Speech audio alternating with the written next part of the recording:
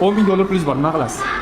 Cho'ntagimga Bilaman, uylangansiz. Bo'ldi, uyga olib ketaman. To'g'ri xotinga olib beraman. Xotinga Shu brat ko'rsam hayotda qiziqishim ortadi. men bilaman $10,000 puli bo'lganda domla uylanadi.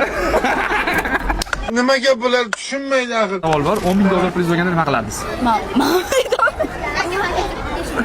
Uy quryapsa shunga bergan bo'lardim uy deganlarga. Keyin ortib qolganini maktabimga to'lardim. Vau, $10,000 pulingiz bo'lganda menga berardingiz? Ha? $10,000 pulingiz bo'lganda nima qilardingiz? Ota-onam otiga borardim, keyin o'sha maqsadlarimni ishlatardim. Nima maqsadlaringiz bor? Keyin ehson qilardim. Savolimiz, Al-Xorazm maktabi nimasi bilan sizga yoqadi? Kattaligi bilan, keyin yaxshi o'qitishi bilan. Aha, sizga qaysi fanlar yoqadi dedi? Matematika, fizika, ingliz. Domla, $10,000 pulingiz bo'lganda nima qilardingiz? Xo'p, $10,000 bo'lganimda o'quv markazini shunga bir ochish niyatim bor edi. $10,000 puling bo'lganda nima qilarding? Ota-onam hajga boradi. Voy, malades, mashalloh. $10,000 pulingiz bo'lganda menga beramisiz? Ha, bering. Eng katta maqsadlaring nima? O'zim IT sentrimni ochib, butun dunyoda filiallarimni ocha olish. Voy. Menga Xorazm maktabida tillarga e'tibori, shunga koreys tili, rus tili hamma fanlardan o'zim mutaxassislari kelgan.